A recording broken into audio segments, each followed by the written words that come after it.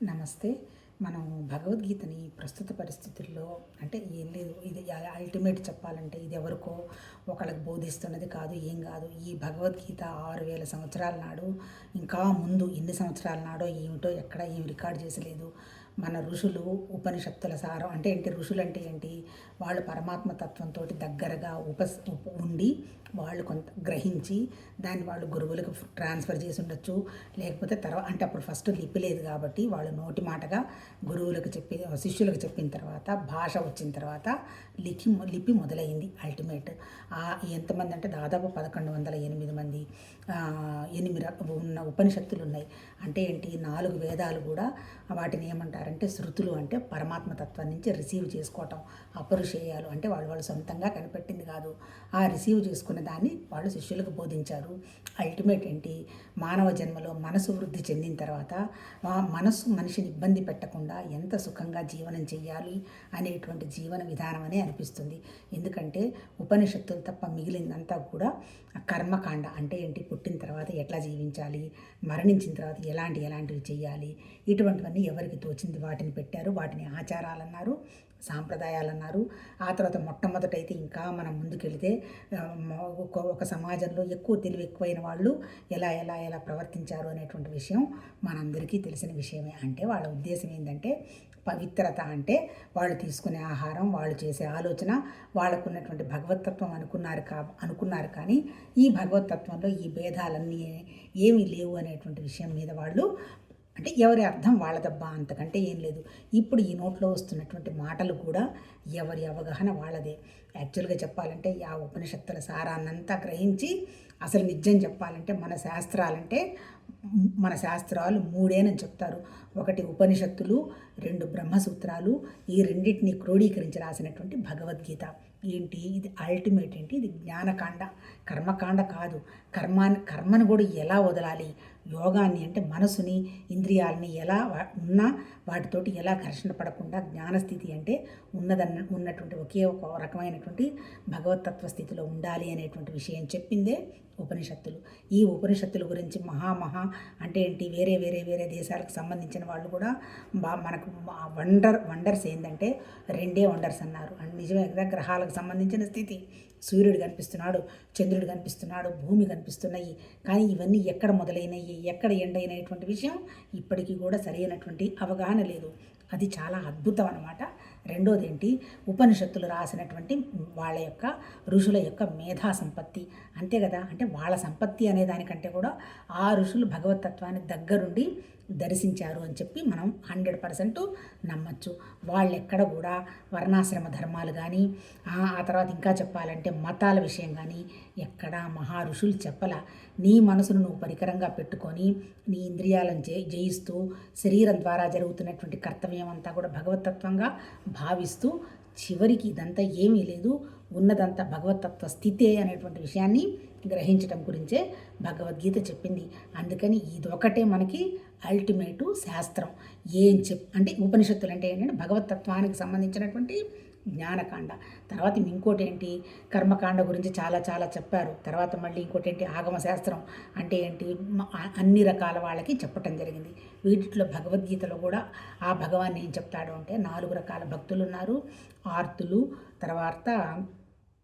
తర్వాత ఆర్తులు, అర్ధార్థులు, తర్వాత జిజ్ఞాసులు, ముముక్షువులు అని చెప్పాడు. ఆర్తులు అంటే ఏంటి, ఏదైనా సమస్య వచ్చింది మన వల్ల కాదు అనుకున్నప్పుడు మనం ఎవరిని ఆశ్రయిస్తాము, మనకంటే తెలిసిన వాళ్ళ దగ్గరికి వెళ్ళి అడుగుతాము. వాళ్ళ నుంచి కూడా కాదు అనుకుంటాము, ఏం చేస్తాము, ఇదంతా భగవతత్వం తప్ప నాకు ఇంకోటి ఏమీ లేదు అని ఆ కోరిక కోసం భగవతత్వాన్ని కోరుకుంటాం. అలా చెప్పినదే ఎందులో తీసుకున్న కోరికలకు అనుగురించి ప్రేయర్ని కొంతమంది అంటే, ఇంకోటి ఏంటంటే ప్రార్థించడం అంటే, ఇంకోటి ఏమో మనం అక్కడికి వెళ్ళి అడగడం అంటే అంటారు. అంటే అల్టిమేట్ ఏంటి, మన కోరికల కోసం మనం బయటపడలేనటువంటి విషయాలను కోరుకునే వాళ్ళని ఆర్తులు అంటారు. ఇక్కడ ఏం చెప్తాడు, ఏది చెడ్డది కాదు అంటాడు. కనీసం ఒక భగవతత్వం ఉందనే విషయం అన్న అడుగుతున్నాడు కదా. వాళ్ళని. రెండో వాళ్ళు ఏంటి, అర్ధార్థులు అంటే ఏంటి, కోరికల కోసం వెళ్ళి కోరుకుంటారు.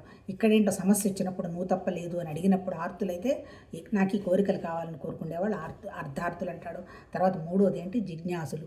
అసలు సత్యం ఏంటి, నాకు కావాలి తెలియాలి అనేటువంటి విచారణ చేసుకుంటూ పోయేవాళ్ళు.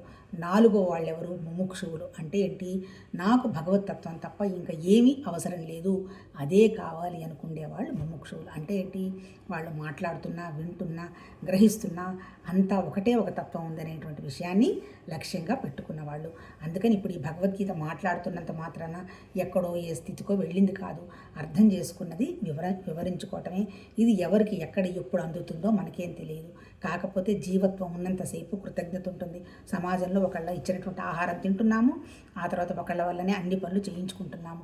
అందుకని జీవత్వానికి కొంత బాధ్యత ఉంటే ఉండొచ్చేమో తెలియదు. మళ్ళీ ఇక్కడేదో ఫలితాన్ని ఆశించి చేస్తున్న వ్యవహారం కాదు. అర్థం చేసుకున్నది ఏదో కాలక్షేపంగా, ఏదో మంచి ఆలోచన. ఇప్పుడు మనస్సు నిగ్రహంగా ఉండాలి, ఇంద్రియాలు మన ఇబ్బంది పెట్టకుండా ఉండడం అనేటువంటి విషయాన్ని శమము దమము అన్నారు. ఈ శమము దమము స్థితి మనకి తెలియాలి అంటే మనకి వివేకం వైరాగ్యం కావాలి. వివేకం వైరాగ్యం కావాలి అంటే నాకు జ్ఞానం ముముక్షత్వం తప్ప ఇంకొకటి ఏమీ లేదు అనే కావాలి. మోక్షం అంటే ఏం లేదబ్బా, దుఃఖం లేని స్థితి. ముక్తి అంటే ఏం లేదు, ఆలోచన నన్ను బాధించకుండా ఉండా స్థితి. మరి ఇది సపరేట్గా అడగటం ఎందుకు? నిజంగా దైవాన్ని దర్శించిన వాళ్ళు కూడా ఎవరు అడగల. అంటే భగవద్గీతలో చెప్పింది ఏంటి, నువ్వు అడగకపోతే నీకేది రాదు. అంటే ఏంది, నువ్వు ఏ పని చేస్తున్నావో నీకు ఆ ఫలితం మాత్రమే వస్తుంది. ముముక్షత్వంలో నీకు ఏ ఫలితం అవసరం లేదు, నువ్వు ఈ భగవతత్వం ఒకటే కావాలని కోరుకోవటం. ఉదాహరణ ఏంటి, రావణాసురుడు ఉన్నాడు, ఈశ్వరుని దర్శనం చేసుకున్నాడు, రాముడితోటి యుద్ధం చేశాడు. అంటే ఏంటి, దైవత్వ స్వరూపులతోటి తను కోఆర్డినేట్ అయినాడు. అయినా తన ముముక్షత్వం కావాలని కోరుకోలే, తన పర్సనల్ కోరికల కోసమే ఉన్నారు. అట్లా మనకి చరిత్రలో కేవలం భగవతత్వమే కావాలన్న వాళ్ళు ఏమీ లేరంటే ముముక్షత్వమే కావాలని అడగటం ఏం జరగల. అందుకని రకరకాల భక్తులు ఉన్నారు, ఏమైనా భగవతత్వాన్ని నమ్ముతున్నారు కాబట్టి ఏదో రకంగా వాళ్ళు తృప్తి పడతారు అనేటువంటి విషయాన్ని భగవద్గీతలో చెప్పింది. అల్టిమేట్ ఏంటి భగవద్గీత. ఇక్కడ తర్వాత ఇంకొక పాయింట్ ఏంటి, లక్ష్యార్థం, వాచ్యార్థం, శబ్దార్థం అని ఇన్ని రకాలు ఉంటాయి. లక్ష్యం భౌతికంగా లక్ష్యం ఏం పెట్టుకోవాల్సినటువంటి అవసరం లేదు. ఎందుకంటే విత్ ఇన్ సెకండ్స్ ఏం జరుగుతుందో ఈ భౌతికంలో తెలియదు.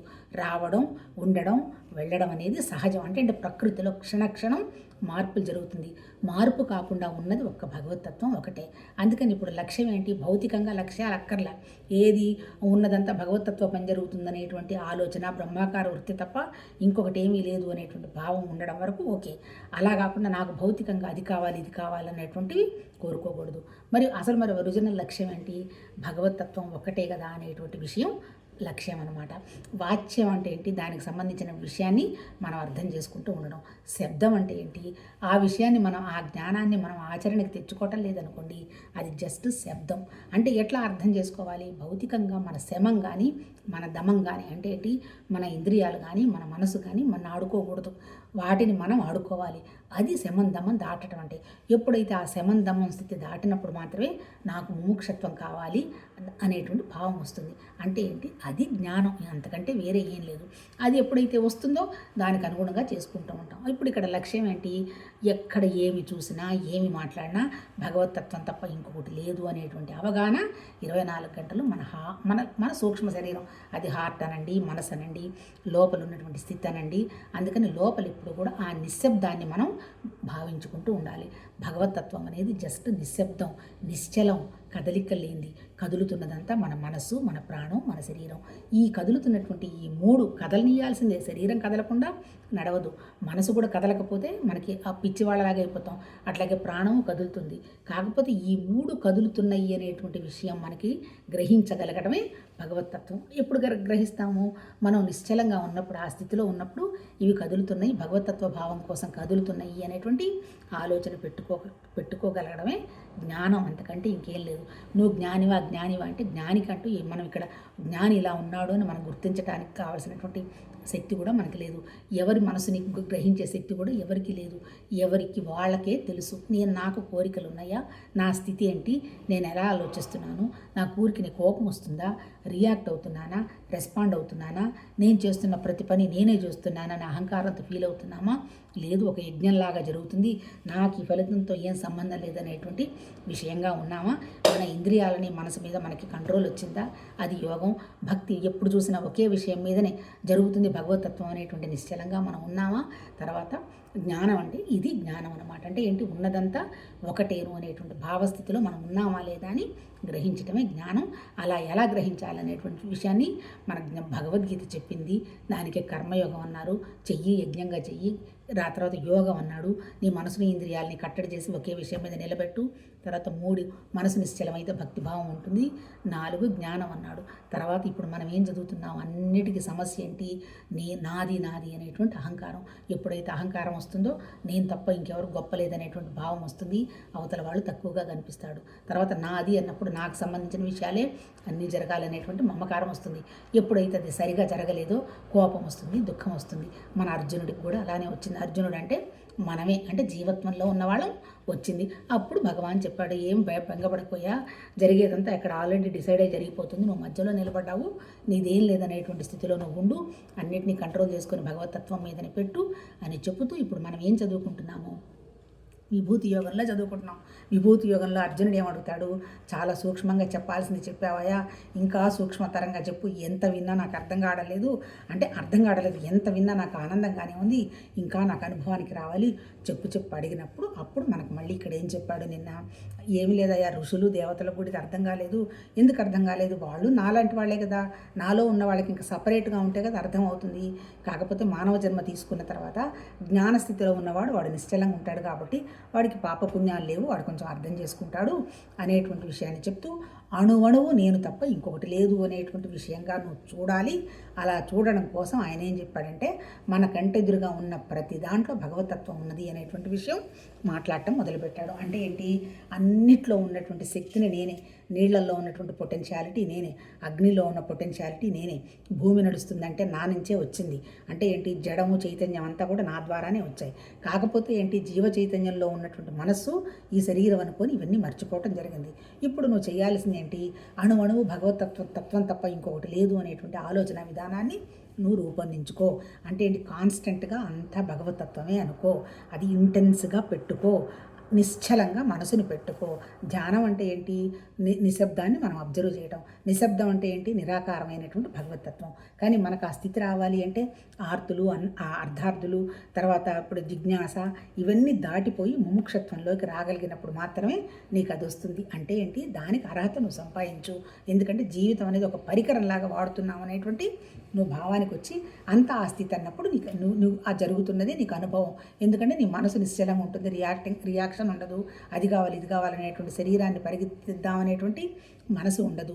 ఏది వచ్చి నీ దగ్గరకు వచ్చినా అది భగవతత్వ భావం అనేటువంటివో 24/7 నీ దగ్గర ఉన్నటువంటి ఏమంటారు దాన్ని, తెల్లవారు నిద్ర లేచినప్పటి నుంచి తులసి చెట్టుకు నీళ్లు పోసిన, ఒక ఫోటోకి దండం పెట్టిన, ఒక దీపారాధన చేసిన, ఒక మనిషికి నీ ద్వారా ఏదన్నా ఒక పని జరగాల్సి వచ్చినా, ఏం జరుగుతున్నా భగవతత్వం అనేటువంటి భావంలో ఉండు. అన్నిటిలో నేను తప్ప ఇంకెవరు లేరు అని చెప్పటం మొదలుపెట్టారు. నిన్న 25 వరకు చదువుదాము. ఈరోజు కొంచెం పవర్ లేదు, అందుకని త్వరగానే ముగిస్తాము. 25లో ఏం చెప్పాడు, మహర్షులలో భృగువు నేను, శబ్దాలలో ఏకాక్షరాన్ని అనగా ఓంకారాన్ని నేను, యజ్ఞముల యందు జలయజ్ఞాన్ని నేను, స్థావరాల్లో హిమాలయాలు నేను. ఇప్పుడు ఇక్కడ ఏం చెప్తున్నాడు, స్థావరాలు జంగమాలు అన్నాడు. లాస్ట్ టైం మాట్లాడుకున్నాం. స్థావరాలు అంటే జడాలు. ఆ జడామంతా కూడా ఎక్కడి నుంచి వచ్చింది, పరమాత్మతత్వం నుంచిదిగా వచ్చింది.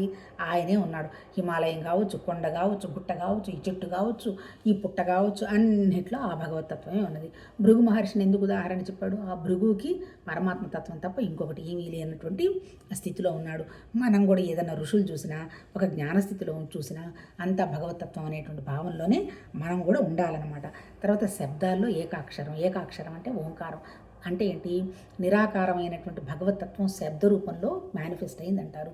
దాన్నే ఓంకారం, ప్రణవనాదం అంటారు. శబ్దం అంటే ఏంటి, ప్రకృతి.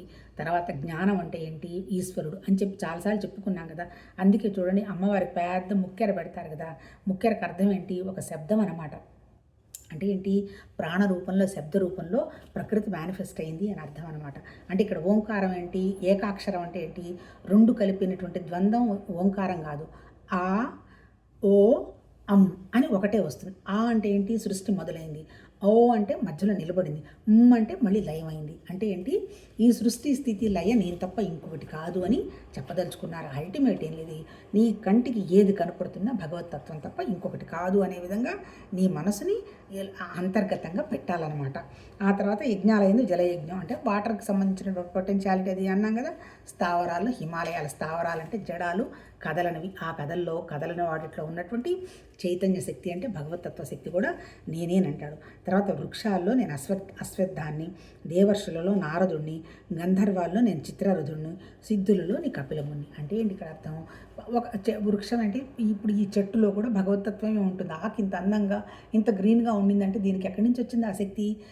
నీళ్ళు ఒక్కటే పోసి పెట్టాము, కానీ ఏంటి ఆ నీళ్ళల్లో ఉన్నటువంటి పరమాత్మ తత్వశక్తి ఈ చెట్టులో ఉన్నటువంటి పరమాత్మ తత్వశక్తి కలిపి ఎక్స్ప్రెస్ అవుతున్నాయి. అంటే ఏంటి అంటే ప్రతి వృక్షంలో యాక్చువల్గా అశ్వత్థామ అంటే రావి చెట్టుని మన ఊరికి ఒకటి చెప్పాలి కదా.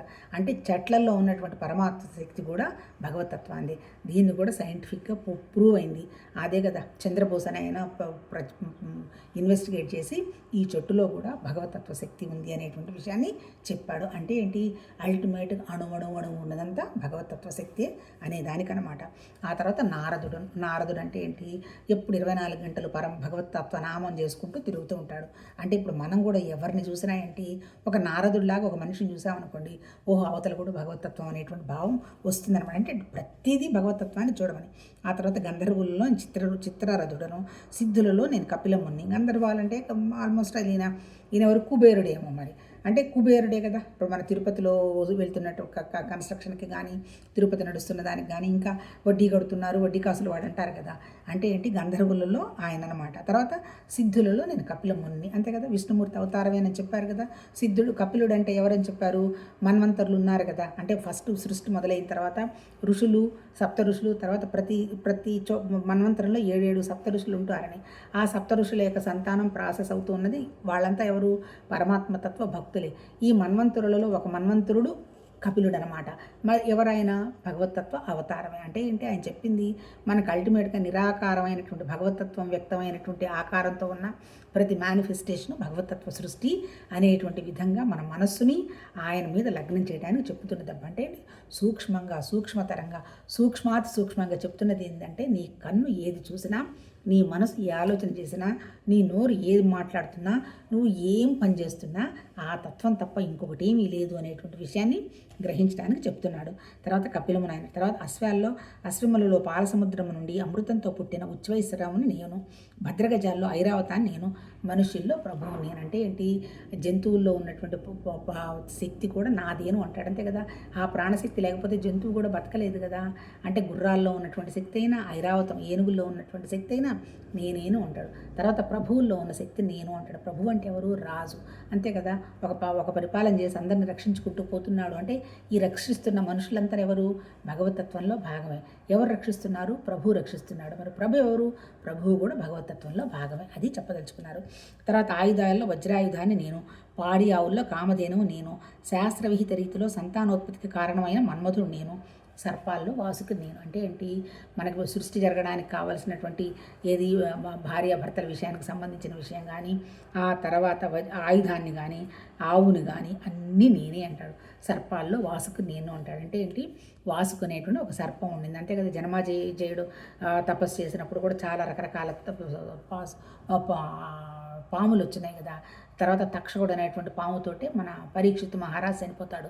అంటే అల్టిమేట్ ఏంటి, వాసుకి అంటే ఏంటి, ఈ సృష్టికి సంబంధించిన ప్రతి వ్యవహారంలో నేనేను అంటాడు. తర్వాత నాగజాతి వారిలో ఆదిశేషుడను, అనంతుడను, జలచరాలకు అధిపతి అయిన వరుడుడను, పితరుల్లో ఆర్యముడను, పితృగణ ప్రభువు నేను, శాసకుల్లో యమధర్మరాజు నేను. అంటే ఏంటి, సృష్టి రావడానికి పితృవులు ఉంటే వాళ్ళకి నేనే కారణం. మళ్ళీ ఈ సృష్టిని వెనక్కి తీసుకెళ్లే దాంట్లో ఉంటే ఎవరు, ఆయన ఎవరు, మన యముడు. అది నేనేనంటాడు. అంటే అల్టిమేట్ ఏంటి, తర్వాత ఏంటి, విష్ణుమూర్తికి అవతారంగా ఉన్నటువంటి అనంతుడైనటువంటి శేషుణ్ణి కూడా నేనే అంటాడంటే అర్థం ఏంటబ్బా, ఏది చూసినా అది తప్ప ఇంకొకటి ఏమీ లేదు. ఏదది, ఆ నిరాకారమైనటువంటి భగవతత్వమే వ్యక్తమైంది, అది తప్ప ఇంకొకటి లేదు. ఆ తర్వాత ఇంకోటి ఏంటి, ద్వైతులలో ప్రహ్లాదుడను, గణించు వారిలో నేను కాలాన్ని, మృగాల్లో మృగరాజైన నరసింహంను, పక్షుల్లో పక్షిరాజైన గరుత్మంతుడు. ఇక్కడ చెప్తుంది ఏంది, రాక్షసులు అంటారు కదా, అంటే రాక్షసులు అంటే ఏం లేదు. ఇప్పుడు మన ప్రహ్లాదుడు ఉన్నాడు. ప్రహ్లాదుడు ఎవరు? హిరణ్యకశిపుడు కొడుకు. అంటే వాళ్ళు ద్వైతులు. అక్కడ ఉన్నటువంటి రాక్షస గణం కూడా నా నుంచి వచ్చిందే. పక్షులు నా నుంచి వచ్చాయి. గరుత్మంతుడి పక్షులు నా నుంచి వచ్చాయి. ఆ తర్వాత ఇంకోటి ఏంటి, మృగరాజు సింహం కూడా నా నుంచి వచ్చింది. అంటే ఏం లేదు, ఈ జీవ చైతన్యం కానీ జడ చైతన్యం కానీ నేను తప్ప ఇంకొకటి లేదు అనేటువంటి భావం కనుక పెట్టుకున్నావు అంటే లైఫ్ ఈజ్ బ్యూటిఫుల్. నిజం చెప్పాలంటే ఇందులో ఎక్కడో దేవుడు వచ్చి స్వర్గంలో నరకంలో కూర్చోబెట్టాలనుకోవచ్చు. నీకు జరుగుతున్న ఏ భావం వస్తున్నా, నువ్వు ఏ పని చేస్తున్నా, నీకు ఏ అవకాశం వచ్చినా అంత భగవతత్వంలో భాగమే తప్ప ఇంకొకటి ఏమీ కాదు. కాకపోతే మళ్ళీ ఏంటి, ఇంకొకటి చదువుతాం. పవిత్ర మనోర్చవానిలో వాయువు నేను, శస్త్రధారుల్లో శ్రీరామచంద్రుడిని నేను, మత్స్యాలలో మొసలిని నేను, నదుల్లో గంగానదిని నేను. అంటే ఇక్కడ ఏం చెప్తున్నారు, ఇప్పుడు నోట్లో నుంచి మాట వస్తుంది. ఎలా వస్తుంది? ప్రాణం ఉండబట్టే కదా వస్తుంది. మరి ఈ ప్రాణశక్తి ఎక్కడిది? భగవతత్వాన్ని. అంటే ఏంటి, మళ్ళీ ఇప్పుడు మనకు శ్రీరామచంద్రుడిలాగా దాన్ని ఏమంటారు, నిన్న శ్రీరామనవమి చేసుకున్నాం కదా, ఆ శ్రీరామంలో ఉన్నటువంటి మంచితనం, ఆయన జీవించిన విధానం, ఆయన ప్రపంచానికి చూపించింది అంతా ఎవరు? ఆ భగవతత్వ శక్తి కూడా నేనే అంటాడు. అంటే చిన్న ఆలోచన వచ్చినా, చెడ్డ ఆలోచన వచ్చినా రెండిటికి కారణం భగవతత్వమే, ఇంకొకటి లేదు. కాకపోతే మనం ఏం చేస్తున్నాము, నదులలో గంగానదిని. ఇప్పుడు ఎందుకు చెప్పున్నాడు, ఈయన చెప్పదలుచుకుంది, నీళ్లు, చెట్లు, మనుషులు, జంతువులు, పక్షులు అన్నిట్లో ఉన్నది ఆ భగవతత్వం అని చెప్పగలగడం. అందుకని మరి రిఫరెన్స్ ఇవ్వాలంటే జంతువులన్నీ అని అనలేడు కదా, మనకి ఇంకా బాగా సూక్ష్మంగా గుర్తుంచడానికి జంతువులలో సింహాన్ని, అట్లాగే ఏనుగుని, తర్వాత ఇంకొకటి ఏంటి మనకు ఉపయోగపడే వాటిట్లో ఇప్పుడు అంతే కదా, ఏనుగు ఎక్కుతాము, గుర్రాన్ని ఎక్కుతాము, వాటినేమో మనం ఉపయోగించుకునే జంతువులా చెప్పన్నాడు. తర్వాత సింహం వచ్చి అడవుల్లో తిరిగేది. అట్లా ఏంటి, తర్వాత గరుత్మంతుడు అంటే ఆకాశంలో తిరిగేది. అంటే తర్వాత నీళ్ళల్లో ఉండేటువంటి జలచర మత్స్యాల్లో మొసలిని. అంటే ఏంటి, నీళ్ళల్లో ఉండేటువంటి వాటిట్లన్నిటిని ఇప్పుడు అన్ని చెప్పలేడు కదా, ఎన్ని ఉన్నాయి నీళ్ళల్లో, కొన్ని లక్షల జంతువు జలచరాలు ఉంటాయి. ఏంటి, ఆ చేపలు, తర్వాత చిన్న చిన్న చిట్టి పురుగులు, ఆ తర్వాత మొసళ్ళు, ఇవన్నీ ఉన్నాయి కదా. ఇప్పుడు ఏంటి, ఏదైతే పెద్దదనుకున్నాడో ఆ మహాభగవతత్వం మనకు ఆ రిఫరెన్స్ ఇస్తుంది. అంటే ఏంటి, ఇప్పుడు రేపు నీళ్లు చూసినా, నీళ్ళల్లో చేప చూసినా, తర్వాత చిన్న చిట్టి పురుగును చూసినా, మొసలిని చూసినా మనం ఏం చేస్తాం, నార్మల్గా భయపడతాం, వాటిని చంపేయాలని ప్రయత్నం చేస్తాం. ఇప్పుడు అలా కాకుండా భగవతత్వ భావంగా కనుక నువ్వు చూస్తే నీ ఆలోచన అక్కడ ఆలోచన కలిసి ఉన్నదంతా ఒకటేననేటువంటి విషయం నీ అనుభవానికి వస్తుంది. అంటే ఏంటి, ప్రతి సెకను నువ్వు ఆ భగవతత్వాన్ని నీ అనుభవంలోకి తెచ్చుకుంటూ ఉంటావు. దాన్నే బ్రహ్మాకార వృత్తి అన్నాడు. చివరికి ఏంటి, వృత్తి ఆగిపోయిందనుకో, నువ్వు హృదయంగా ఫీల్ అవుతూ ఉన్నావు అనుకో, అది అనుభవం. చాలామంది అంటారు ఎంత మాటలు చెప్పటం కాదు, అనుభవాలకు రావాలని. అనుభవం ఏదో ఇలా ఉంటుందని ఇక్కడ ఏం చెప్పలా. ఎవరి అనుభవం వాళ్ళే. నీ మనసు ప్రశాంతంగా, సంతోషంగా, ఉత్సాహంగా జరుగుతున్న ప్రతిదీ భగవతత్వం అనేటువంటి భావంలో 24 గంటలు ఉండగలగటమే అనుభవం. మనం అలా ఉండడం లేదు కాబట్టే నాకు ఆ అనుభవం కావాలని కోరుకుంటున్నాం. నాకు ముక్తి రావాలంటే నీ మనసుకి ఆలోచన లాగటం లేదు, ముక్తి అడుగుతున్నావు. దుఃఖం ఉంది కాబట్టి నాకు మోక్షం కావాలనుకున్నావు. ఇవన్నీ నీకు అవసరం లేదు అనుకుంటే ఉండేదంతా భగవతత్వమే, అదే నీ అనుభవం అని చెప్తున్నాడు ఇక్కడ. తర్వాత ఇంకోటి ఏంటి, సృష్టికి ఆది మధ్యాంతాలు నేను, సృష్టి స్థితిలో ఒక కారకుడన నేనే, విద్యల్లో ఆధ్యాత్మ విద్యను అనగా బ్రహ్మ విద్యను నేను, పరస్పర వివాదాల్లో తత్వ నిర్ణయం చేయి వాదాన్ని నేను. ఇక్కడేం చెప్తున్నాడు, అన్నిట్లో కూడా నేనే ఉన్నాను, ఆది అధ్యాంతాలు నేనే. అంటే ఏంటి, సృష్టి ఎట్లా మొదలైంది, సృష్టి ఎలా జరుగుతుంది, సృష్టి ఎట్లా అంతమవుతుంది, ఆ నిరాకారమైనటువంటి ప్రకృతి భగవతత్వ శక్తికి తప్ప ఎవరికి తెలియదు. ఆ తర్వాత ఇంకోటి ఏంటి, విద్యల్లో ఆత్మవిద్య అంటే మన గురించి మనం ఎక్కడి నుంచి వచ్చామో, భగవతత్వం ఏంటి అనేటువంటి విషయాన్ని గ్రహించి దాన్ని అనుభవంలోకి తెచ్చుకోవటం బ్రహ్మ విద్యను మించినటువంటి విద్య ఇంకొకటి లేదు. ఏ విద్య అయితే నీకు బ్రహ్మ విద్యలో నీకు అవగాహన వస్తుందో మిగిలిన విద్యలన్నీ చాలా చిటికలో వచ్చినట్టుగా వచ్చేస్తాయి. ఎందుకు, బ్రహ్మ విద్య అనేది దాన్ని అర్థం చేసుకొని అనుభవంలోకి తెచ్చుకోవటం కష్టం అనేటువంటి భావంతో చెప్పటం జరిగింది. అంటే ఏంటి, ఆ బ్రహ్మ విద్యను నేనే. ఆ తర్వాత ఇప్పుడు బ్రహ్మ విద్య కరెక్టా కాదని మనం డిస్కషన్స్ పెట్టుకుంటూ ఉంటాము. ఆ వాద వివాదాలకు సంబంధించిన వాడిని కూడా నేనేనంటాడు. అంటే ఎవరన్నా నువ్వు సరిగా చెప్పటం లేదు, ఇదంతా నువ్వు చెప్పిన విధానం అంతా కరెక్ట్ కాదు అన్నారనుకోండి, ఓహో కరెక్టే, ఇది ఇంకొంచెం మంచిగా అర్థం చేసుకోవాలేమో మనకి తెలియదు అనేటువంటి విషయంగా మనం వెళుతున్నాం అనుకోండి, అలా మనకు వచ్చినటువంటి సలహా కూడా భగవతత్వమే. అక్కడ మళ్ళీ కాదు నేను బాగా చెప్తున్నాను, నాది ఇంతమంది చూడాలి అంతమంది చూడాలని నేను ఘర్షణ పడ్డాను అనుకోండి, నా మనసు పనిచేస్తుంది. నా మనసు ఎప్పుడైతే పనిచేస్తుందో నేను చేస్తున్న పని మీద నాకు గొప్ప అనే అహంకారం ఫలితం వస్తున్నప్పుడు మమకారం వస్తుంది. ఇప్పుడు ఎంతసేపు చెప్పినా అయింది మన మనస్సుని అహంకార మమకారాల్లోని నుంచి ఎలా దాటి ఉన్నదంతా ఒకటే తత్వం అనేటువంటి విషయంగా ఎలా నిలబడాలి అనేటువంటి విషయమే భగవద్గీతలో చెప్తున్నటువంటి జ్ఞానకాండ. అలా కాకుండా ఎక్కడో ఏదో వస్తుంది, నేనంతా చేస్తున్నాను, నా వల్లే జరుగుతుందని కనుక భగవతత్వాన్ని పరోక్షంగా ఉన్నారు అనేటువంటి విషయాన్ని కనుక ఆలోచన చేస్తే అది జ్ఞానం కిందకి రాదు. ప్రత్యక్షంగా భగవతత్వం ఇక్కడే ఉంది, దాన్నే అపరోక్షానుభూతి అంటారు. ఆ అపరోక్షానుభూతి నువ్వు ఫీల్ అవుతున్నప్పుడు మాత్రమే ఈ జ్ఞానకాండ మీద ఒక అవగాహన ఉంటుంది. అదర్వైజ్ బయట వస్తుంది, బయట నేనేదో చేస్తున్నాను అనేటువంటి విషయం ఉన్నంత వరకు ఇది అర్థం కావడం కష్టము అని ఆ పరమాత్మ తత్వంలోనే చెప్పటం జరిగింది.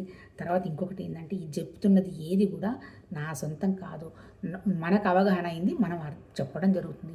ఈ భగవద్గీత మీద కొన్ని లక్షల మంది రాశారు సమీక్షలు. ఏరి వినోబా భావే రాశాడు, తర్వాత ఇంకోటి మదన్ మోహన్ మాలవీయ రాసినట్టున్నాడు, రాధాకృష్ణన్ గారు ఏదో ఒక స్క్రిప్ట్ రాసినట్టున్నారు. ఆ తర్వాత ఎంతోమంది, ముఖ్యంగా 1500 సంవత్సరాల నాడే శంకరాచార్య గారు రాసినటువంటి భాష్యం అత్యుత్తమం.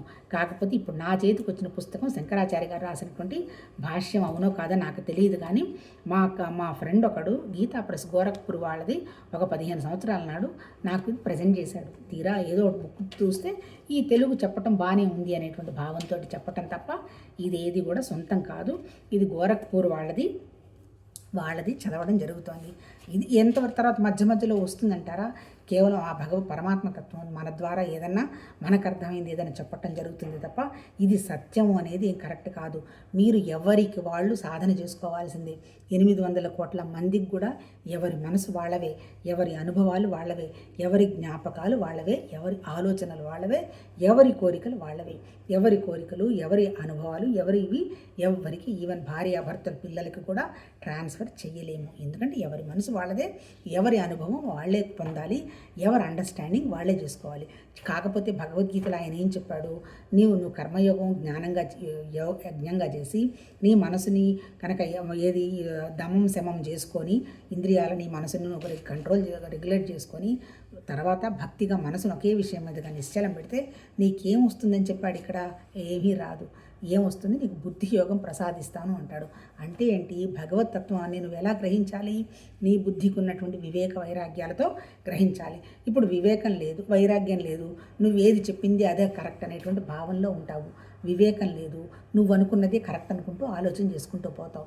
సత్యాన్ని నీకు ఉన్నట్టుగా నీకు అర్థం కావాలి అంటే నీ ఇంద్రియాల మీద నీ మనసు మీద పట్టొచ్చిన తర్వాత భక్తి భావంతో నీ మనసు ఒకే దాని మీద నిలబడిన తర్వాత అప్పుడు ఏంటి, వివేక వైరాగ్యాలు వచ్చిన తర్వాత ఉన్నది ఉన్నట్టుగా కలుగుతుంది.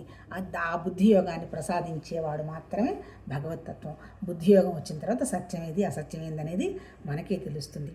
అదే ఇస్తానని భగవద్గీతలో చెప్పటం జరిగింది తప్ప నీకు అన్నీ చెప్తాను, స్వర్గం తీసుకెళ్తాను, ముముక్షత్వం జ్ఞానం ఇస్తానని చెప్పాల.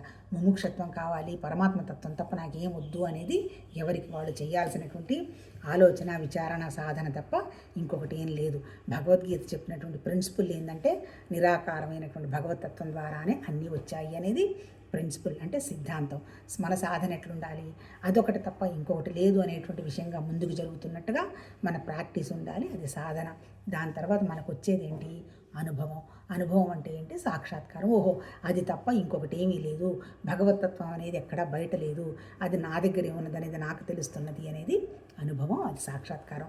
అంటే ఏంటి, పరమాత్మతత్వం ఎక్కడో బయట ఉన్నది అనే వాళ్ళకి జ్ఞానానికి సంబంధించిన విషయం అవగాహనకి రావడం కష్టమని ఆ మహానుభావులు ఈవెన్ అష్టావక్ర గీతలో కూడా చెప్పినట్టున్నాడు. అంటే ఏంటి, దీనికి ఎవరికి అర్హత ఉంది అనేటువంటి విషయాన్ని అష్టావక్రుడు చెప్పాడు. అట్లాగే మన శంకరాచార్య కూడా చెప్తున్నాడు, నాకు ముముక్షత్వం తప్ప ఇంకోటి ఏమీ వద్దు అన్న వాళ్ళకి మాత్రమే మనసు మీద పనిచేసుకోవటం మొదలు పెడతారు.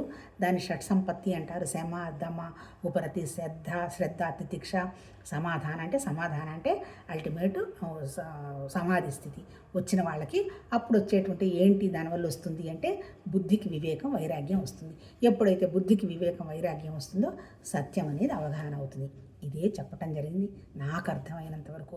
ఇదంతా కూడా మళ్ళీ ఏంటి, ఎవరి మనస్సు స్థితి వాళ్ళదే, వాళ్ళ స్థితికి అనుగుణంగానే వాళ్ళకి అర్థమవుతూ ఉంటుంది, వాళ్ళ కోరికలకు అనుగుణంగానే వాళ్ళు చేసుకుంటూ పోతారు. అంతే, ఒకళ్ళకొకళ్ళ పోలిక లేదు. ఎవరి సాధన వాళ్ళే చేసుకోవాలి, ఎవరి పుట్టుక వాళ్ళే పుట్టాలి, ఎవరి డెత్ వాళ్ళదే, అంతే తప్ప ఎవరో వచ్చి ఏదో నెత్తి మీద పెట్టేసేసి ఎక్కడికో ఎవరిని ఎవరు తీసుకెళ్లరు అనేటువంటి విషయం మనకి 24 గంటలు మన ఆ ఎరుకలో ఉంటూ అంతా భగవతత్వం అనేటువంటి విషయాన్ని ముందుకు వెళుతూ ఉండాలి. మధ్యలో కింద పడుతూ ఉంటాం, ఎందుకంటే ఇది జీవత్వం కదా, ఎప్పుడు ఒకే ఆలోచన ఏముండదు. ఈ మనసు పావునన్నా నమ్మచ్చట కానీ మనసును నమ్మకూడదు, అంత పవర్ఫుల్.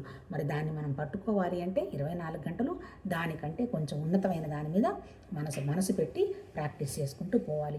దానివల్ల ఏమొస్తుంది అంటే మన బుద్ధికి వివేక వైరాగ్య వచ్చి మనకి బుద్ధి విపరీతంగా వికసించి సత్యం అసత్యం అనేది మనం 24/7 గ్రహించగలుగుతామని చెప్పడం జరిగింది. చూద్దాం రేపేం చెప్తారు. నమస్తే.